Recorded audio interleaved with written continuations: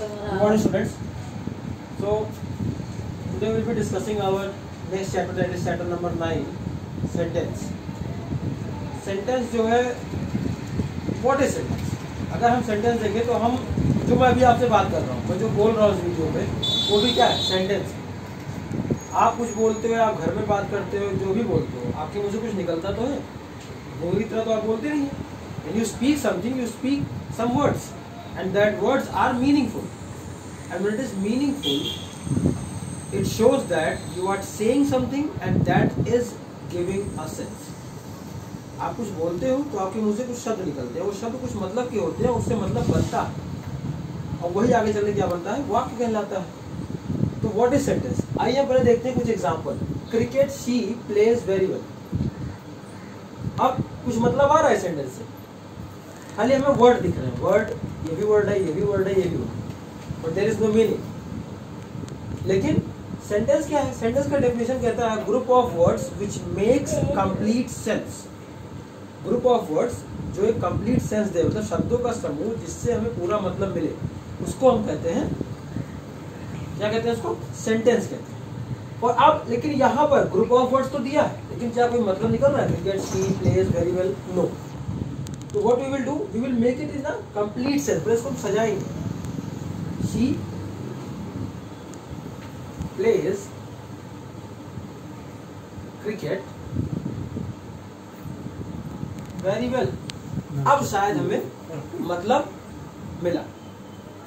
अब शायद इसके मुकाबले अगर हम इस चीज को देखें and we are looking here, तो हमें लग रहा है कि नहीं, यहाँ हमें मतलब मिला। यहाँ तो हमें सिर्फ मतलब निकल के आ रहा था। क्रिकेट का मतलब name of a game, she का मतलब हुआ, प्लेस का मतलब खेलता, वेरी मतलब बहुत अच्छे से, लेकिन कोई मतलब निकला नहीं। लेकिन जब हमने उसको सजाया, हमने सब्जेक्ट बैठाया, फिर वर्ब लिया, फिर ऑब्जेक्ट लिया, फिर कॉम्प्लीमेंट लिया, तो ये चीजें जो है लग करके पूरी की पूरी क्या बन गई? एक सेंटेंस बन गई। तो सेंटेंस क्या है?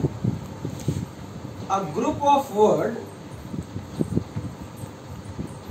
words which make complete sense। शब्दों का समूह जिससे पूरा मतलब निकलता है, उसको हम क्या कहते हैं? सेंटेंस कहते हैं। एग्जाम्पल देख लीजिए ऊपर, ये जम्बल्ड वर्ड था, ये हमने प्रॉपर्ली अरेंज कर दिया। So this is the definition of complete. अब इस चैप्टर में जो आपको पढ़ना है वो हम पढ़ेंगे सेंटेंस के 4 types as well as subject और प्रेडिकेट हम कैसे पहचानते हैं। इन 2 चीजों पर हमें ध्यान देना है। तो आइए देखते हैं।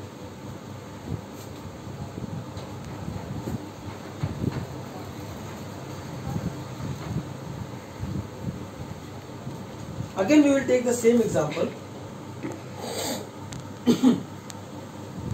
She plays cricket very well. अब सब्जेक्ट और प्रेडिकेट हमें पहले पहचानना है। हम सेंटेंस के पहले सेंटेंस के पार्ट में जाएंगे। सेंटेंस के 2 पार्ट होते हैं, एक होता है सब्जेक्ट, एक होता है प्रेडिकेट। तो सब्जेक्ट हमारा क्या है? उसको हम हिंदी में कर्ता कहते हैं। कर्ता मीन्स टू से समथिंग, जो काम करता हो। वाक्य में जैसे यहाँ पर काम कौन कर रहा है? यहाँ पर काम कौन कर रहा है? शी। क्या काम कर रही है? खेलने का। क्या खेल रही है वो? क्रिकेट खेल रही है। तो this will be our subject. Subject हमारे जो है 3 पर्सन्स होते हैं बेटा, first person, second person and third person. बताया था स्टार्टिंग में भी कि 3 पर्सन जो है, first person, second person, third person. First person में आई वी, सेकंड पर्सन में यू, थर्ड पर्सन में ही, शी, इट या किसी का नाम, और दे, ये होते हैं। जैसे आई वी, ये हो गया फर्स्ट, यू हो गया सेकंड, और ही, शी, इट या किसी का नाम, एंड दे, ये हो गया थर्ड पर्सन। तो ये सब हमारे क्या है? These all are our subject. ये सब के सब हमारे सब्जेक्ट। प्रेडिकेट क्या होता है?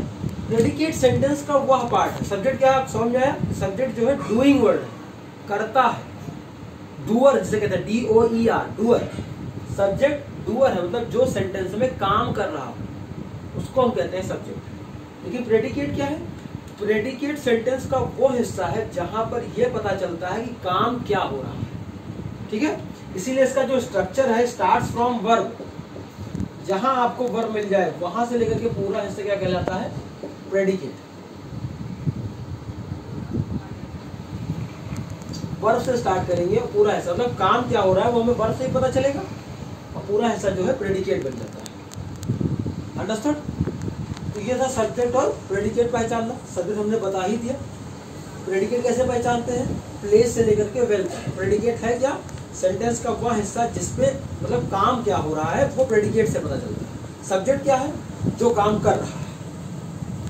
Clear? Now types of sentence.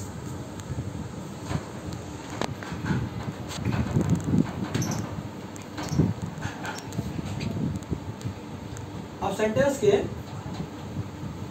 4 types होते हैं। सबसे पहला है declarative, second one is imperative, third आपका हो जाएगा interrogative and fourth one is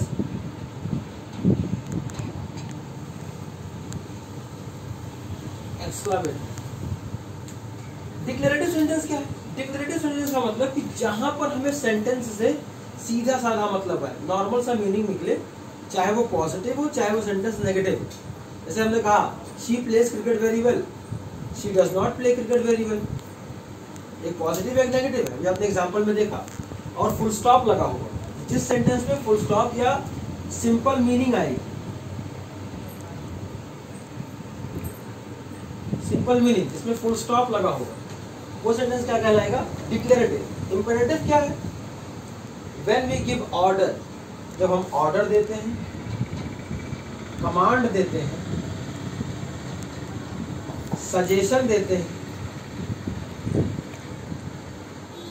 ठीक है, या रिक्वेस्ट करते हैं, तब वो सेंटेंस क्या होता है, इंपेरेटिव। इसमें सब्जेक्ट नहीं होता, नो सब्जेक्ट, इसमें सब्जेक्ट नहीं होता, लेकिन हम सब्जेक्ट को मान लेते हैं। सब्जेक्ट क्या होता है उसमें, हमेशा यू होता है। जैसे किसी ने आपसे कहा कि please give me a glass of water. अब देखिए यहाँ पर कोई सब्जेक्ट है, कहीं आई वी ही शी इट कहीं कुछ लगा है, नहीं लगा। Please give me a glass, मुझे एक गिलास पानी दे दो। तो इसका मतलब है कि वो अंडरस्टूड है कि जो हम बोल रहे हैं वो हम सेकंड पर्सन से बोल रहे हैं, दूसरे व्यक्ति से बोल रहे हैं। तो हमेशा सब्जेक्ट उसमें नहीं होता है, इंपेरेटिव सेंटेंस में सब्जेक्ट नहीं होता, लेकिन हम मान लेते हैं कि वो कौन सा सब्जेक्ट है, यू रहेगा, हमेशा अंडरस्टूड रहता है।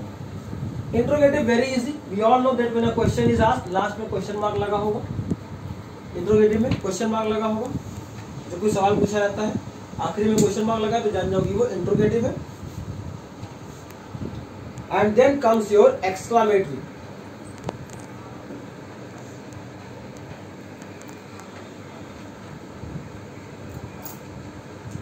एक्सक्लेमेटरी क्या है,